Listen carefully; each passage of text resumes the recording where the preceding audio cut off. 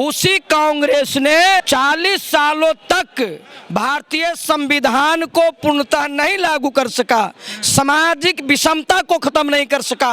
इस देश के बहुजन समाज के मान सम्मान स्वाभिमान की लड़ाई लड़ने के कारण जिस कांग्रेस ने बाबा साहब को सर के बल खड़ा करने का काम किया, इस देश के हक अधिकारों की लड़ाई लड़ने के कारण जिस कांग्रेस ने बाबा साहब को खून के आंसू रुलाए, हम लोगों ने कांग्रेस से ऊब करके बिहार में लालू प्रसाद यादव को मौका दिया था। लालू यादव के सरकार में 2.5 घंटे पर एक लोगों की मर्डर होती थी, 4 घंटे पर बेटी बहू का बलात्कार होता था और 8-10 घंटे के बीच व्यापारी व्यवसायी का अपहरण होता था। अरे हद तो तब हो जाती थी जब स्कूल जाने के क्रम में किसी बच्चों का फिरौती के लिए अपहरण कर लिया जाता था। उसी की सरकार में बिहार के अंदर रामपुर, चौरा, मनोनी, नगमा, दमुआ, खगड़िया, बेलछी, बारा, शंकर बीघा, बाते, नारायणपुर, डोहिया, परसबीघा, सेनारी, मियापुर, मटौरा, सावन बीघा, दत्तमाई, हमारे हजारों लोगों को कत्ल हुआ, नरसंहार हुआ। इस बहुजन समाज की मुक्ति की लड़ाई लड़ने के कारण बाबा साहब को एक भी चुनाव जीतने दिया। जिस कांग्रेस ने बाबा साहब को भारत रत्न देने के लायक नहीं समझा, ये अवाम जानते हैं, ये नौजवान जानते हैं, ये किसान जानते हैं और ये बहुजन समाज जानते हैं, उसमें कुछ होने वाला नहीं है। जिसकी न्याय के आस में आंखें पथरा गई, लेकिन हमारे आज तक लोगों को न्याय नहीं मिला और तब हम लोग ऊब करके सुशासन के चेहरा के नाम पर नीतीश कुमार को सौंपने का काम किया था। लालू यादव के सरकार में नरसंहार हुआ और नीतीश के सरकार में उन तमाम नरसंहारियों को राजनीतिक संरक्षण मुहैया कराने का काम किया। कैसे इन लोग राजनीतिक समीकरण साधने के लिए उन्होंने कानून में बदलाव किया, जेल मैनुअल में बदलाव किया, कांग्रेस के खिलाफ में आरजेडी को चुना, आरजेडी के खिलाफ में जद्दू को चुना और तीनों चोर चोर मौसेरे भाई मिल करके ये सारे लोग, इनको आम जनता से कोई लेना देना नहीं है, विकास कोई एजेंडा नहीं है, सुरक्षा कोई एजेंडा नहीं है। इनकी सरकार में भय, भूख, भ्रष्टाचार, बलात्कार, अपहरण जोरों पर है। इसलिए तमाम लोगों की निगाहें मान्या बहन जी कुमारी मायावती पर टिकी हैं और बहन जी के दूत के रूप में आकाश आनंद जी जो आज पटना में हुंकार भरने के लिए। नमस्कार द एक्टिविस्ट, आप देख रहे हैं, मैं आपके साथ सत्येंद्र। देखिए, आज मायावती जी का जो भतीजा है उनका आगमन होने वाला है, जिसको लेकर यहाँ पर कार्यकर्ता जो है पूरे उत्साह में। क्या नाम हुआ आपका? मैं व्यास मुनिदास, प्रदेश महासचिव बहुजन समाज पार्टी बिहार प्रदेश।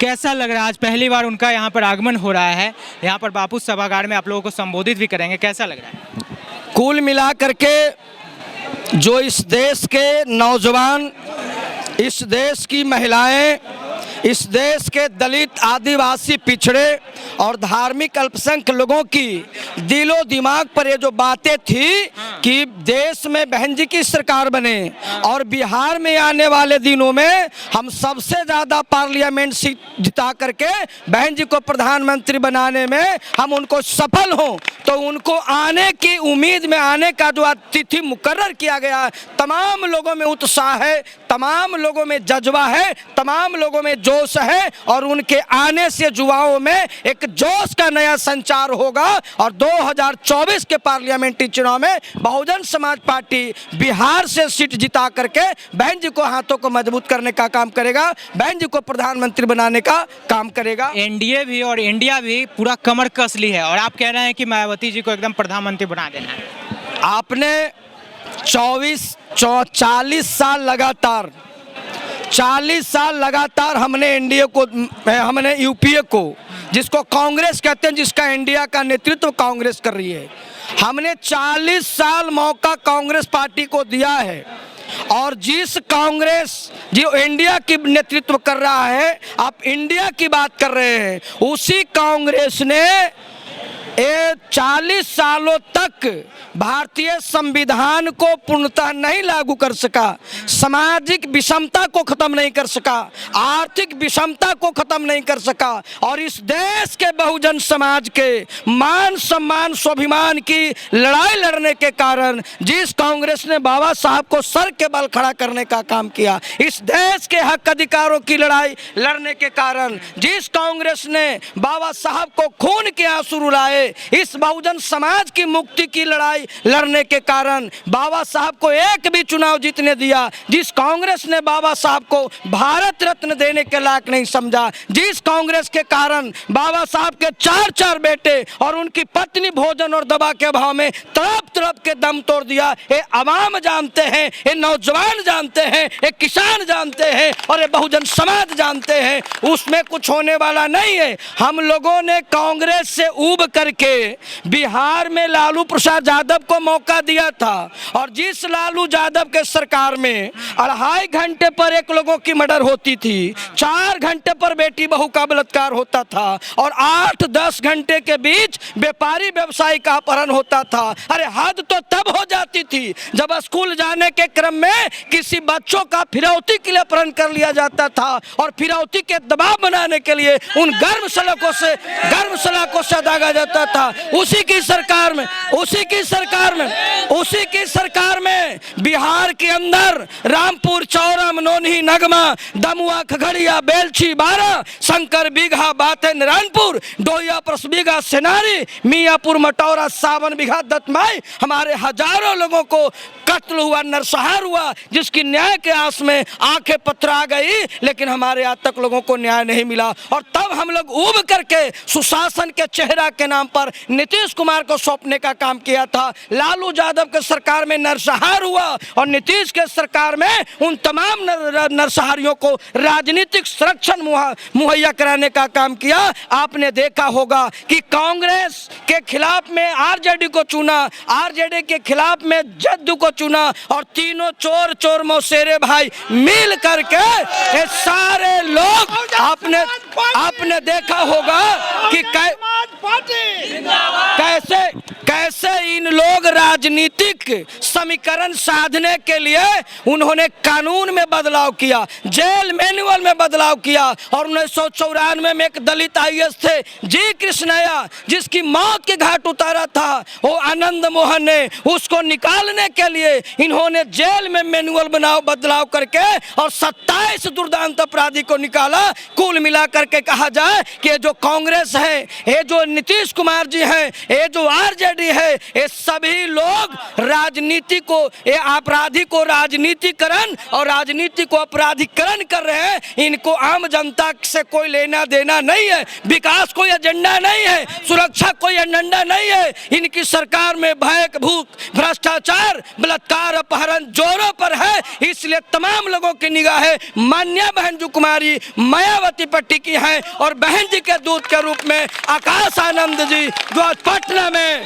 हुंकार भरने के लिए, युवाओं में जोश भरने के लिए और 2024 में बिहार में सबसे ज्यादा पार्लियामेंट जिता करके बहन जी को प्रधानमंत्री बनाने के लिए आज आप बापू सभागार में आ रहे हैं। हम लोग सारे लोग उन्हें आने से गर्वित हैं, हम लोग ऊर्जान्वित हैं और उनके नेतृत्व में माननीय आकाश आनंद साहब के नेतृत्व में बिहार एक बहुजन समाज पार्टी नई गाथा लिखेगी। हम आने वाले में 24 में बहन जी को प्रधानमंत्री बनाएंगे और 25 में इतना हम MLA जीतेंगे कि हमारी बगैर किसी की सरकार नहीं बनेगी। हम किंग मेकर की भूमिका में होंगे, बहुजन की सरकार बने। आखिरी सवाल एक हमारे बगैर किसी की सरकार नहीं बनने जाएगी। एक सवाल, मोदी जी के जो आर्थिक सलाहकार हैं विवेक देवराय, वो कह रहे हैं कि संविधान में बदलाव की जरूरत है। बाबा साहब के संविधान में क्या दिक्कत है, बताइए। एक बात को आप लोग समझ जाइए, आज जो भाजपा सत्तासीन है और भाजपा जो सरकार संविधान बदलने की बात कर रही है, वो कोई नया एजेंडा नहीं है। मैं तो कह रहा हूं कि जब इस देश में स्वतंत्रता संग्राम की लड़ाई जो लड़ रहे थे, अंग्रेजों के खिलाफ लोग शहादत दे रहे थे, तो इनके जो RSS संरक्षक थे जिनको नाम था गोलवलकर, उन्होंने कहा कि इस देश के दलितों को, इस देश के पिछड़ों को, इस देश के मुसलमानों को किसी कीमत पर बराबरी का अधिकार नहीं मिलना चाहिए और ऐसी अधिकार देने वाली आजादी हमें कतई नहीं चाहिए, बल्कि पूरी जिंदगी अंग्रेजों की गुलामी क्यों न करना पड़े। और इन तमाम संघियों के लाख विरोध के बावजूद जब देश आजाद हुई तो कांग्रेस सरकार में सत्ता का मजा लेने के लिए ये लोग रातों रात कांग्रेसी बनकर कांग्रेस सरकार में शामिल हो गए। इसलिए there are not difference between Bhajpa and Congress. दोनों एक ही चट्टे बट्टे के हैं, दोनों चोर चोर मौसेरे भाई है, दोनों एक ही सिक्के के पहलू हैं और ये दोनों का मंसूबा एक है।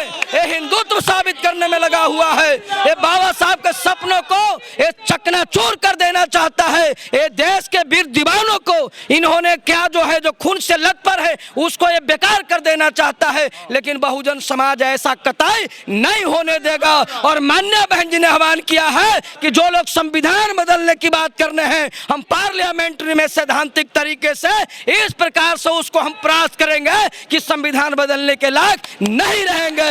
ये लोकसभा के चुनाव में साबित होगा, इसलिए इनको कहने से कुछ होने वाला नहीं है। ये बहुजन समाज पार्टी तय कर लिया है और ये जो आवाम शामिल है, ये जो आवाम आए हैं, ये सारे लोगों ने तय कर लिया है कि हम बहुजन समाज पार्टी की 24 में सरकार बनाएंगे और संविधान के विरुद्ध में बात करने वाले जो उसके आर्थिक सलाहकार है उसके हम मंसूबों पर पानी फेरेंगे, चकनाचूर करने का काम करेंगे। इसलिए वो ख्याली पुलाव बनाना बंद कर दे। अब बहुजन समाज जाग चुका है, बहन जी के नेतृत्व में परिवर्तन की गाथा लिखने को तैयार है। ये आकाश आनंद जी आएंगे, सारे उनके नेतृत्व में हम बहुजन समाज पार्टी को एक एक वोट, चाहे मजदूरों का हो, किसानों का हो, नौजवानों का है, व्यवसायियों का है, न्याय पसंद का है, चुनाव चिन्ह हाथी छाप पर पड़ेगा और हम कांग्रेस के नेस्तनाबूद करेंगे और भाजपा को सत्ता से हटाएंगे। तब उनको समझ में आएगा कि संविधान के विरुद्ध बात करने वाला का हासिल क्या होता है। ये बहुजन समाज पार्टी के नौजवानों ने तय कर लिया। चलिए, अभी हम बापू सभागार में थे और यहाँ पर बसपा के जो कार्यकर्ता है पूरे उत्साह में है, कह रहे हैं कि मायावती जी को अगला प्रधानमंत्री बना के मानेंगे। और इनसे जिस तरह से संविधान बदलने की बात हो रही थी उस पर भी हमने बात किया तो इन्होंने बेबाकी से अपना राय रखा। आप क्या सोचते हैं, अपनी प्रतिक्रिया जरूर रखिएगा। देखते रहिए द एक्टिविस्ट में आपके साथ सत्येंद्र। बहुत बहुत धन्यवाद।